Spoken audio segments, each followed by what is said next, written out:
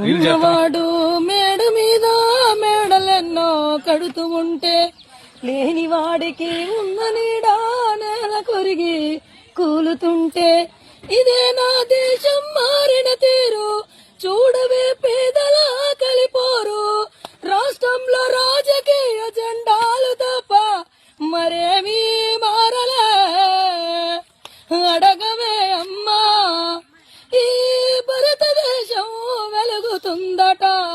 అడగవే అమ్మా అడగవే అమ్మా ఈ